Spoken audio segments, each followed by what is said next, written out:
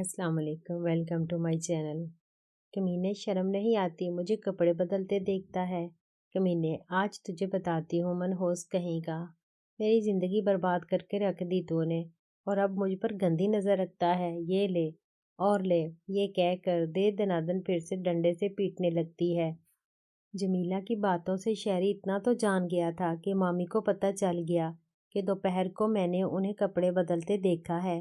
तभी बाहर का दरवाज़ा खुलता है और नसीम और टीना घर में दाखिल होती हैं। सामने का नज़ारा देखकर दोनों के होश उड़ जाते हैं। शहरी नीचे ज़मीन पर पड़ा था और जमीला डंडे से उसे ऐसे पीट रही थी जैसे कोई कपड़े धोता है डंडे से। टीना भागकर जमीला के हाथ रोक लेती है और नसीम शहरी को सीने से लगा लेती है। टीना गुस्से से, ये क्या कर रही हो बाजी, दिमाग तो ठीक है आपका, क्यों मार रही हो बेचारे को।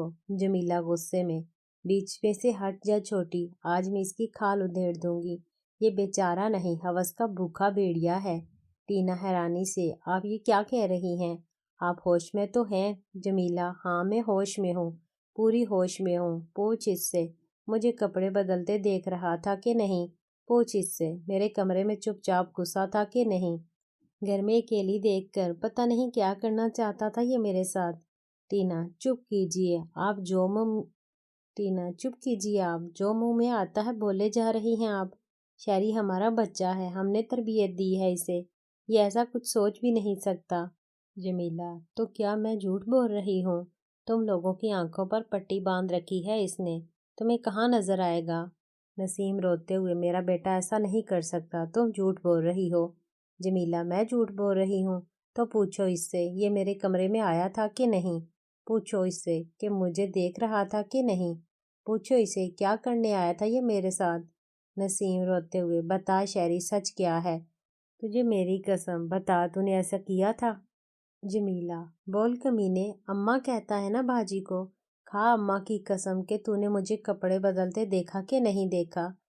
नसीम, बोल बेटा, बता जो ये पूछ रही है। शहरी तो बेचारा कसम में फंस गया था, अब झूठ बोलकर कसम नहीं तोड़ सकता था, क्योंकि उसे माँ का प्यार तो बड़ी मामी ने ही दिया था। शहरी, ये सच है माँ।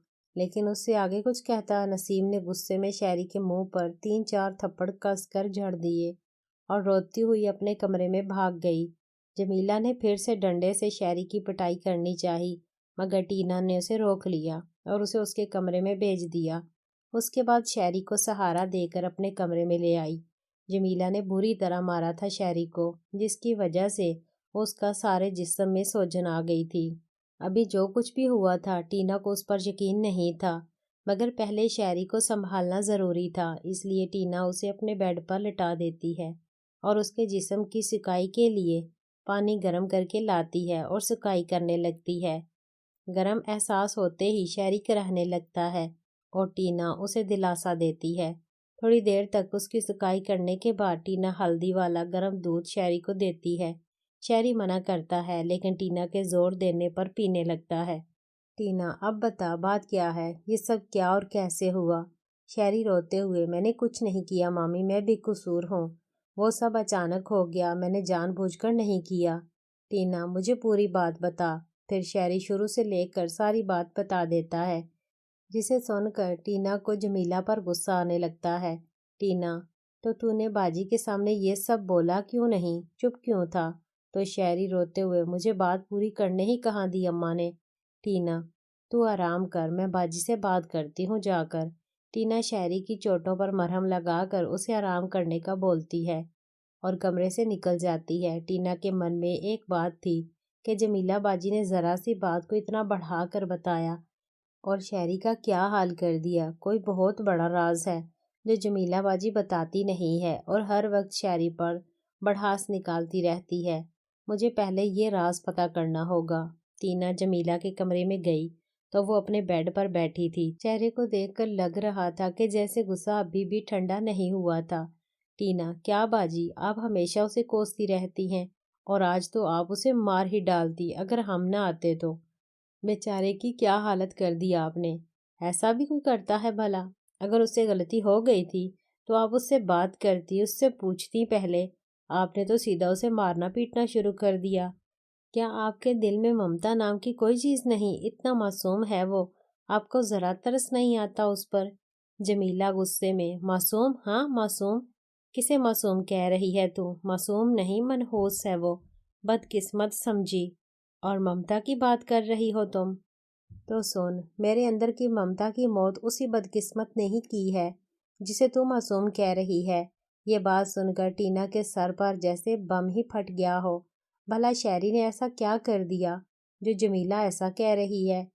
ٹینا حیرانی سے، کیا کہا آپ نے؟ ایسا کیا کر دیا اس نے جس سے آپ کی ممتا مر گئی؟ جمیلہ چیخ کر، اسی بدقسمت کی وجہ سے میں ماں نہیں بن پائی آج تک۔ ٹینا، کیا شہری کی وجہ سے آپ ماں نہیں بن پائیں؟ وہ کیسے؟ جمیلہ، وہ منحوس میری ہنستی کھیلتی زندگی میں گرہن بن کر آیا اور میرا سب کچھ تباہ ہو گیا۔ اتنا کہہ کر جمیلہ رونے لگتی ہے۔ ٹینا بھی حیران ہو جاتی ہے کہ آخر ایسا کیا ہو گیا شہری کے ہاتھوں جو جمیلہ ماں نہیں بن پائی آج تک۔ ٹینا سب کچھ جاننا چاہتی تھی مگر جمیلہ نے رونا شروع کر دیا تھا۔ ٹینا جانتی تھی آج اگر وہ نہیں جان سکی تو شاید پھر کبھی موقع نہ ملے، کیونکہ آج جمیلہ غصے میں سب بتا سکتی ہے جو آج تک چھپاتی رہی ہے۔ ٹینا، آخر اس نے ایسا کیا کر دیا کہ آپ ماں نہیں بن سکی؟ وہ تو خود معصوم سا بچہ ہے، بچپن سے آپ کے پاس ہے، وہ بھلا آپ کی زندگی کو کیسے بگاڑ سکتا ہے؟ جمیلہ روتے ہوئے چیخ کر، معصوم نہیں، منحوس ہے وہ، منحوس۔ تمہارے لیے ہوگا وہ معصوم، میرے لیے تو منحوس ہی ہے۔ تو جانتی ہے میں آج تک ماں کیوں نہیں بن پائی؟ جاننا چاہتی ہے تو سن۔ بات تب کی ہے جب میں شادی کر کے اس گھر میں خوشی خوشی اعجاز کے ساتھ زندگی گزار رہی تھی۔ ہم دونوں بہت خوش تھے۔ نسیم باجی کا کوئی بچہ نہیں تھا، اس لیے اعجاز چاہتے تھے کہ میں جلدی سے اس گھر کو وارث دوں تاکہ اس گھر کا آنگن خوشیوں سے مہکے۔ پھر ایک دن مجھے پتا چلا کہ میں پریگننٹ ہوں۔ ہم سب بہت خوش تھے۔ اچانک ایک دن اس بدقسمت کی سالگرہ پر ہماری ساس سسر اس کی سالگرہ منانے کے لیے گئے ہوئے تھے، ساتھ میں اعجاز بھی تھے۔ میں پریگنینسی کی وجہ سے گھر پر ہی رکی تھی اور باجی بھی میرے ساتھ گھر تھی۔